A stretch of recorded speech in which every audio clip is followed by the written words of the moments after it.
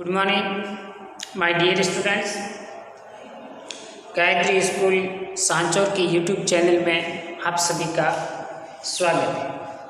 इस चैनल को ज़्यादा से ज़्यादा सब्सक्राइब करें, लाइक शेयर और कमेंट जरूर करें कि agriculture science and agriculture biology, agriculture chemistry से संबंधित आपको नए नए प्रकार की वीडियो उपलब्ध हो सके, ताकि आप अपनी लॉकडाउन के चलते अपनी पढ़ाई सुचारू रूप से जारी रख सकें। Okay, thank you. प्यारे बच्चों, जैसा कि जो 11th-12th यहाँ से कर चुके हैं उसको तो पता ही है, लेकिन जो भी अपने भाई बहन या कोई भी स्टूडेंट जिन्होंने हाल ही में 10वीं पास कर ली, ठीक है, यानी 10वीं में अच्छे परसेंटेज है और वो मन ही मन सोच रहा है कि मुझे साइंस लेनी है, लेकिन मुझे फिजिक्स से थोड़ी डर लगती है, केमिस्ट्री से थोड़ा डर लगता है, तो आपको साइंस लेनी ही है, ठीक है। और फिजिक्स केमिस्ट्री के इनसे डर से आपको डर लगता है कि ऐसा है। हालांकि ऐसा होता कुछ भी नहीं है, लेकिन एक फोबिया बैठ जाता है दिमाग के अंदर, ठीक है। मेहनत करें तो सब कुछ चीज़ संभव है, बट साइंस सब्जेक्ट के अंदर ही आपकी एग्रीकल्चर साइंस, कृषि विज्ञान ब्रांच गायत्री विद्या मंदिर उच्च माध्यमिक विद्यालय सांचौर में संचालित हो रही है, तो आप अपना रजिस्ट्रेशन एडमिशन आज ही करवा सकते हैं। और हाँ, ध्यान रखें कि जो बालिका है, गर्ल्स यदि एग्रीकल्चर साइंस कृषि विज्ञान में एडमिशन लेती है और उनकी 10वीं में 60 या 60 से ऊपर प्रतिशत हैं, तो उनको भारतीय कृषि अनुसंधान संस्थान, यानी भारत में कृषि से संबंधित जो संस्थान काम करता है, वो प्रोत्साहन के रूप में बालिकाओं को 5000 रुपये की छात्रवृत्ति प्रोत्साहन के रूप में करवाती है। तो जो भी बालिकाएं एग्रीकल्चर साइंस में अपना इंटरेस्टेड है, तो आज ही आकर के अपना रजिस्ट्रेशन करवाएं और अपनी पढ़ाई ऑनलाइन क्लासेस के माध्यम से स्टार्ट करें। Okay, thank you. आज का अपना टॉपिक है एंटोमोलॉजी, कीटों का अध्ययन कर रहे थे। वे कीट जो फसल को नुकसान पहुंचाने का कार्य करते हैं, जिसमें आज हम अध्ययन करेंगे वो रहेगी आपकी बेर की फल मक्खी, ठीक है। बेर की फल मक्खी बेर के प्लांट को किस प्रकार से नुकसान पहुंचाती है और क्या इसका जीवन चक्र होता है, क्या इसकी वृद्धि करती स्थिति है, के बारे में अध्ययन करेंगे। बेर की फल मक्खी सन ऑर्थोपोडा संघ सदस्य गण डिप्टेरियम कुल टेफ्राइडिडी वंश कार्पोनिया जाति वेसुवियाना, इस प्रकार कार्पोनिया वेसुवियाना दोनों मिलाकर के बेर की फल मक्खी का वैज्ञानिक नाम हो जाता है, ठीक है बच्चों। ये इसकी वृद्धि कर स्थिति। अब बेर की फल मक्खी है, इनके क्या फीचर हैं, ये कीट बेर की फल मक्खी का कीट भारत, इसके अतिरिक्त पाकिस्तान, तुर्की, चीन इत्यादि देशों में वो पाया जाता है।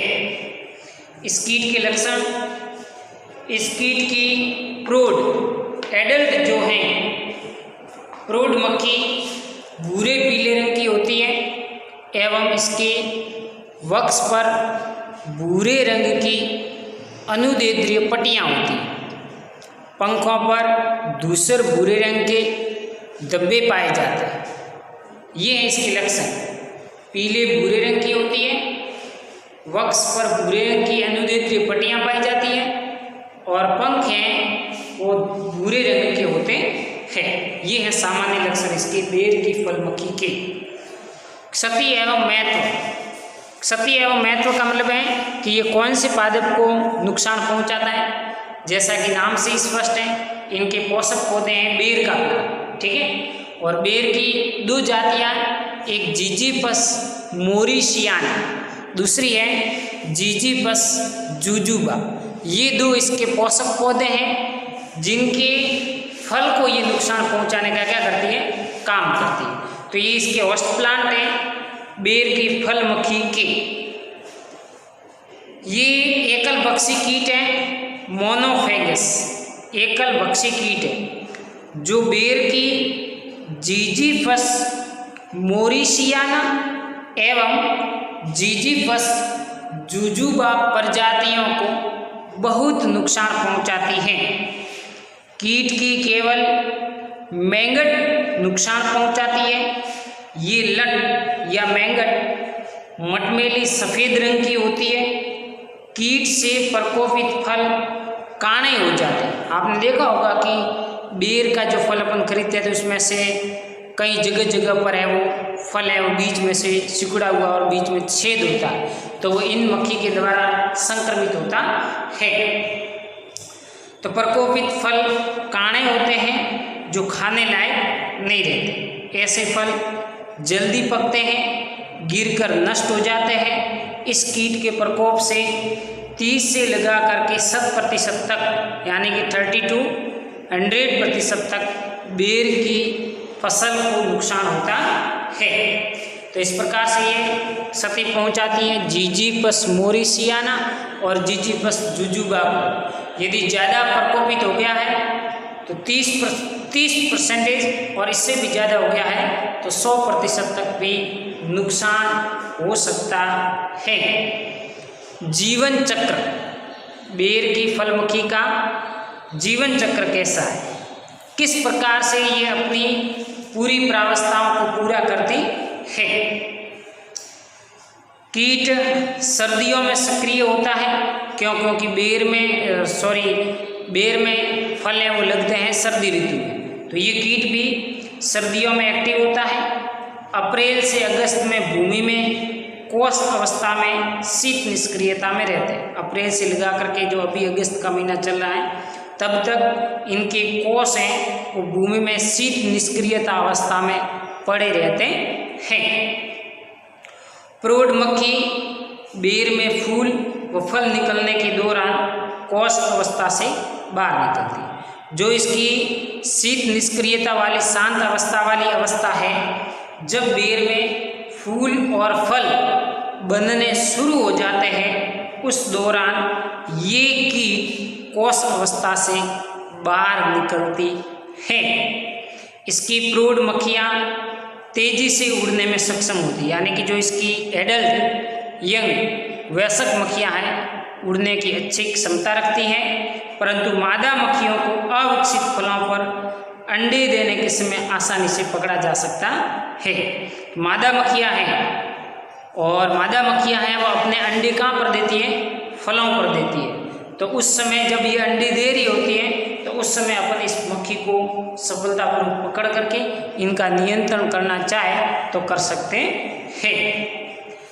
मादा मक्खी फल की त्वचा में 1 mm अंदर छेद करके 1 या 2 तंतुनुमा आकार के अंडे देती है।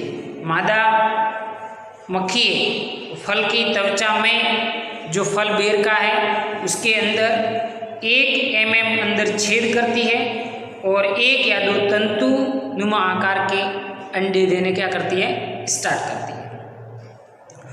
उस स्थान के आसपास फल में कोई वृद्धि नहीं होती, तो उनका जिस जगह पर इसने अंडे दिए वहाँ पर फल का वृद्धि और विकास क्या हो जाता है, रुक जाता है, जिसके कारण उनकी त्वचा मुड़ कर के अंदर हो जाती है। फलस्वरूप फल है वो काणे हो जाते हैं, मतलब बीच में से एक छेद जैसा दिखाई देता है।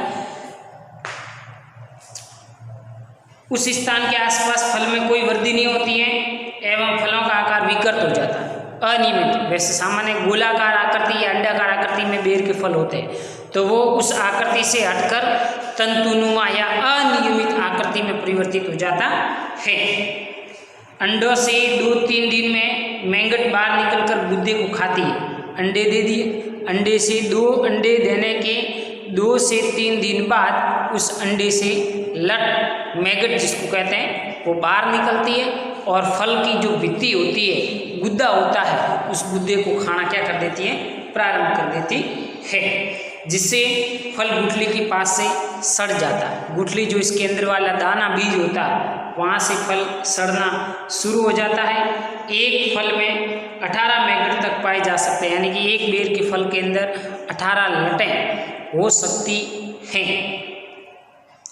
मैगट 7 से 10 दिनों में पूर्ण विकसित होकर त्वचा से बाहर आ जाते हैं एवं भूमि में 6 से 15 सेंटीमीटर की गहराई में जाकर उचित स्थान पर कोष में परिवर्तित हो जाते हैं। यानी कि जो लटें बनी हैं वो फल के ऊपर क्या पहले प्रोसेस है, फल के ऊपर मादा मक्खी ने अंडे दे दिए।